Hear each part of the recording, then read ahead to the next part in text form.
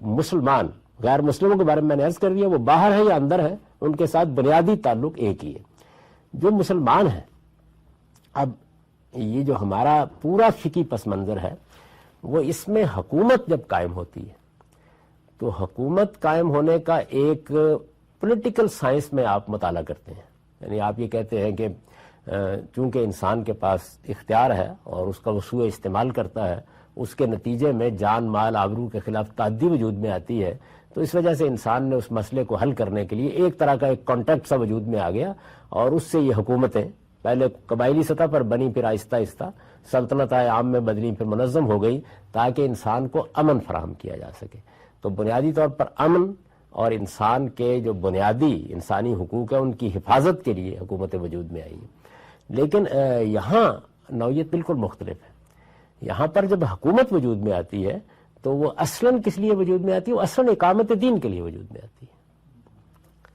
یعنی حکومت کے وجود میں آنے کا اصلی مقصود یہ ہے کہ وہ دین کو مسلمانوں پر قائم کرے اور مسلمانوں کو منظم کر کے دین کو دنیا پر قائم کرے۔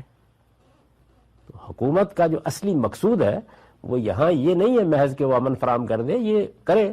یہ بھی ایک مذہبی فریضہ ہے، لیکن اصلاً وہ اقامت دین کے لیے وجود پذیر ہوتی ہے۔ تو چنانچہ اس کی یہ فرع ہے،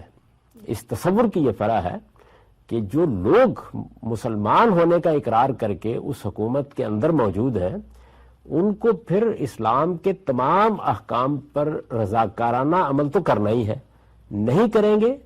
تو حکومت کو حق حاصل ہے کہ ان پر دین نافذ کر دیں، اور وہ ہر جزیے میں کرنے کا حق رکھتی ہے، یعنی عبادات کا معاملہ ہو یا دوسرے احکام کا معاملہ ہو۔ اس وجہ سے جیسے ہی مذہبی حکومت وجود میں آتی ہے، ہمارے موجودہ دور میں بھی یہ دیکھیے کہ محمد بن عبد الوہاب کی تحریک کے نتیجے میں سعودی عرب میں وجود میں آئی، اس کے بعد امام خمینی کی قیادت میں ایران میں وجود میں آئی، پھر ملا عمر کی قیادت میں افغانستان میں 5 سال رہی، 7 سال رہی، وہ ایک الگ بحث ہے، لیکن بہرحال وجود میں آئی۔ تو دور حاضر میں یہ 3 مذہبی حکومتیں وجود میں آئی ہیں، تینوں نے یہی کیا ہے۔ تینوں میں ایک ایک چیز اسلامی احکام کی ایک فہرست جو پوری ہے، جس کو ایک فقیہ طے کر دیتا ہے تو اس کا نفاذ کیا جائے گا۔ یعنی اگر مثال کے طور پر ایک مذہبی پولیس کا آدمی آپ کو وضو کرتے ہوئے غلط دیکھتا ہے تو وہ آپ کے پیٹھ پر کوڑا رسید کر سکتا ہے کہ آپ ٹھیک کریں اپنے وضو کو۔ عورتیں، ابھی آپ داعش کے بارے میں یہ پڑھ رہے ہوں گے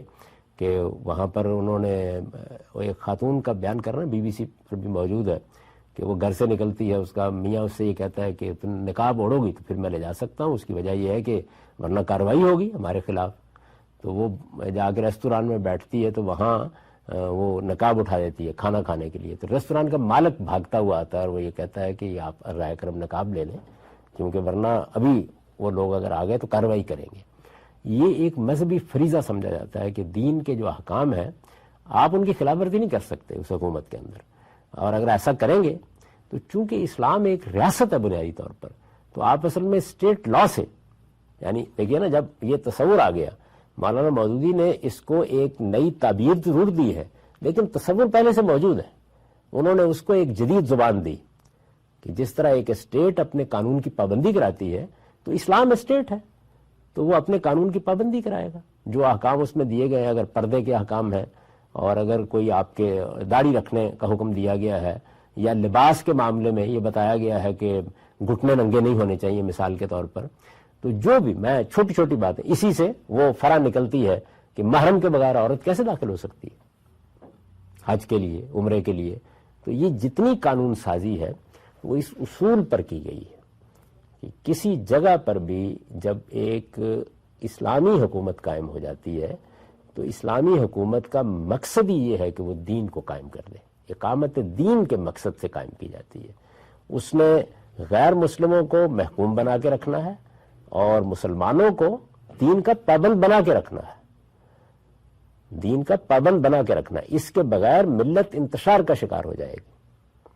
آپ اگر آزادی دے دیں گے لوگوں کو تو اس آزادی کے نتیجے میں تو بہت سے لوگ خلاف ورزی کرنا شروع کر دیں گے۔ اگر ایک محلے کے اندر سے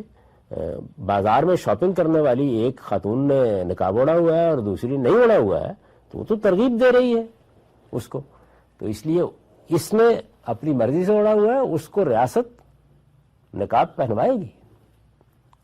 یعنی یہ ہو نہیں سکتا کہ آپ اس چیز کو گوارا کر لیں کہ آپ دین کے کسی حکم کی, ہاں البتہ دین کے کسی حکم کی خلاف ورزی گھر کی چار دیواری کے اندر ہو رہی ہے تو وہ ہماری جورسڈکشن نہیں ہے. اس کے معاملے میں وہ یہی کہتے ہیں کہ اس میں حضرت عمر نے بھی ایک مرتبہ غلطی کی تھی تو ان کو توجہ دلا دی تھی ایک آدمی نے. مشہور واقعہ سنایا جاتا ہے نا کہ وہ انہوں نے دیکھا کہ شراب نوشی کی مجلس اور گانا بجانے کی آواز آ رہی ہے تو انہوں نے دیوار پھلانگی اور وہ اندر چلے گئے. تو اس آدمی نے کہا کہ آپ مجھے غلط کام سے روکنے کے لیے آئے ہیں, آپ نے خود دین کے 3 احکام کی خلاف ورزی کر دی. تو یہ اگر کبھی آپ کو دلچسپی ہو تو اس روایت کے اوپر مولانا امین احسن اصلاحی کی تنقید پڑھنے کی چیز ہے. تو خیر میں تو اس وقت صرف یہ گزارش کر رہا ہوں کہ اسلامی حکومت کا جو ریلیشن بنتا ہے یا دارالاسلام کے نظم کا یا خلافت کا دوسرے لفظوں میں کہیے جو تعلق بنتا ہے وہ تعلق اقامت دین کا تعلق ہے, نہ کہ امن و امان قائم کرنے والی ایک حکومت کا تعلق ہے. وہ بنیادی طور پر اس اصول کے اوپر اپنی پوری قوم کو منظم کرے گی.